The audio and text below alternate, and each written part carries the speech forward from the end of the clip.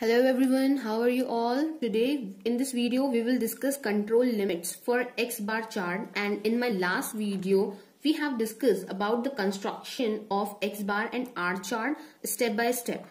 So first आपको कुछ conditions होंगी, उन पे based आपको उनकी limits find करनी होगी.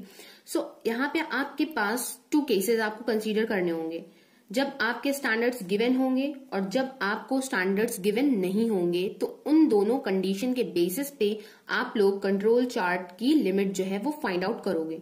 सो अगर मैं बोलूं यहां से कि केस 1 जो हम लोग कंसीडर करते हैं, वहां पे होता है कि जो भी आपके स्टैंडर्ड्स होते हैं वो आपके क्या होते हैं, गिवन होते हैं. अगर स्टैंडर्ड आपको गिवन है, स्टैंडर्ड आपके होते हैं म्यू एंड सिग्मा, तो मैं म्यू और सिग्मा की बात यहाँ पे कर रही हूँ. अगर म्यू और सिग्मा आपको गिवन होगा तो जो भी कंस्ट्रक्शन होगा 3 सिग्मा कंट्रोल लिमिट्स का एक्स बार चार्ट के लिए, वो हम लोग कुछ इस तरह से लेते हैं. Expectation of x bar plus minus 3 standard error of x bar. So ये तो हम लोगों में कंस्ट्रक्शन ऑफ कंट्रोल लिमिट्स में ऑलरेडी पढ़ा हुआ था, बट अब हम लोग यहाँ पे कंसीडर करके चल रहे हैं कि जो इनके स्टैंडर्ड्स हैं वो ऑलरेडी गिवन है. तो गिवन होने का मतलब ये होता है कि हम लोग इसकी प्लेस पे म्यू का यूज कर सकते हैं. 3 की प्लेस पे हम लोग 3 सब्स्टिट्यूट कर देंगे, and standard error of x bar जो है तो उसकी जगह पे हम लोग क्या यूज करेंगे, सिग्मा बाय रूट एन. ये हम लोगों ने इससे पहले वाली वीडियोस में भी इसको देखा हुआ है.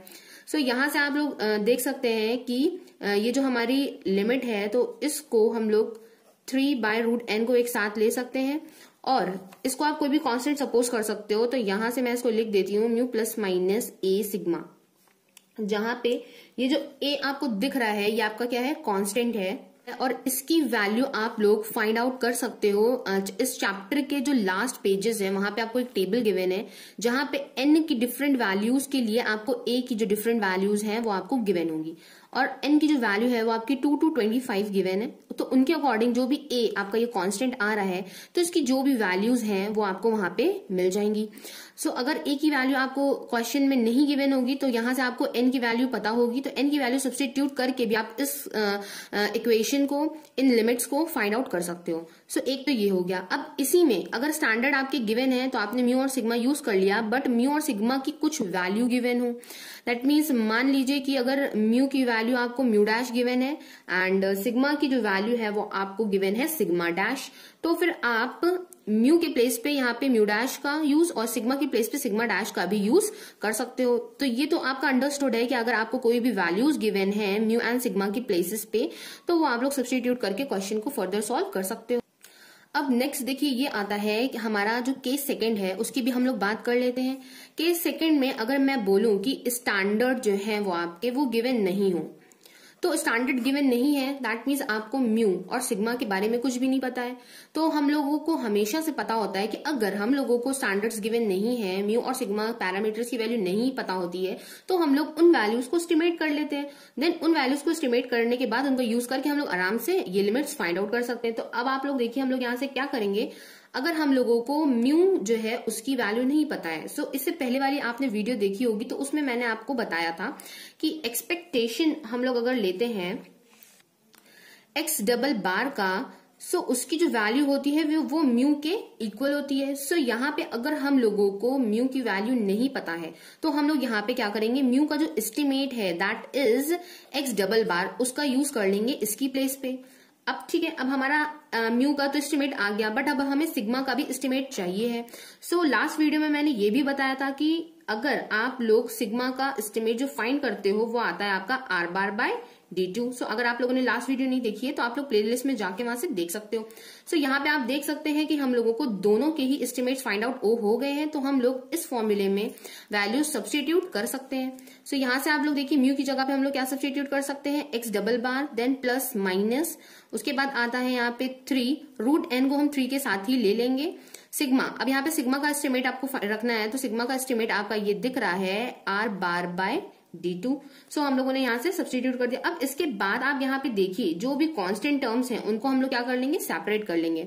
तो ये हो जाएगा x bar plus minus 3 root n into D2, ये आपके कांस्टेंट हैं तो हम लोगों ने इनको सेपरेट कर लिया आर बार.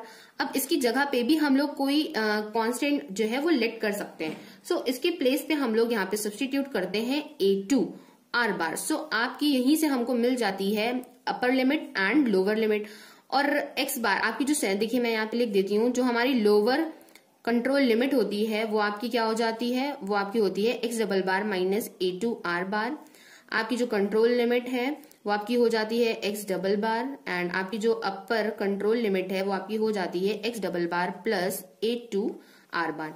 अब ये जो A2 है, A2 भी आपका कांस्टेंट है और इसकी भी जो वैल्यू है वो आपको पीछे अपेंडिक्स गिवन है उसमें ये गिवन होगी।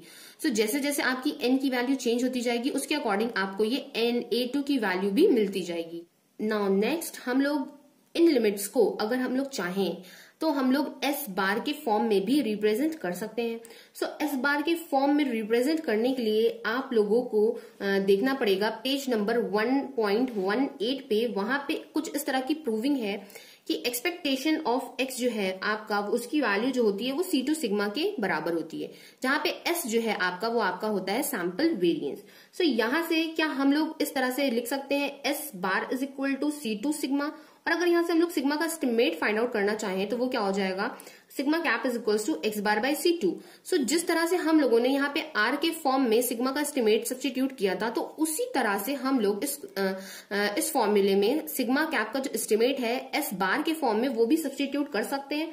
तो जो भी हमारा ये जो वैल्यूज है वो एस बार के फॉर्म में आ जाएंगी। तो क्वेश्चन में अगर आपको आर बार गिवन होता है तो आप ये वाली रेंज जो है इनका यूज कर सकते हो, और अगर एस बार गिवन है तो एस बार से भी देखिए आप लोग निकाल सकते हैं। इसके बाद देखिए मैं इसकी जो वैल्यू है मैं यहीं पे सब्स्टिट्यूट कर देती हूँ।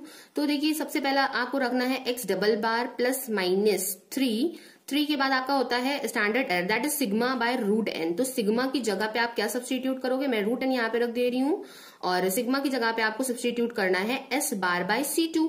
सो यहाँ पे देखिए प्लस माइनस का मैं यहाँ पे दोनों ही लेके चल रही हूँ, तो आप लोग यहाँ से सेपरेट कर सकते हैं इन रेंजेस को।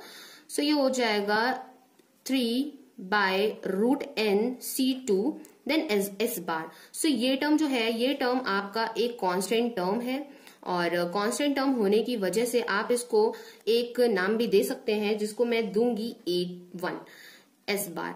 देन ये जो वैल्यू है A1 की, तो ये भी आपकी अपेंडिक्स में गिवन है लास्ट पेज पे, और इनकी जो वैल्यूज है वो चेंज होती रहेगी according to the values of n। So यहां से आप इसकी अपर कंट्रोल लिमिट, आप सेंट्रल लाइन और इसकी जो लोअर कंट्रोल लिमिट है वो तीनों ही फाइंड कर सकते हैं।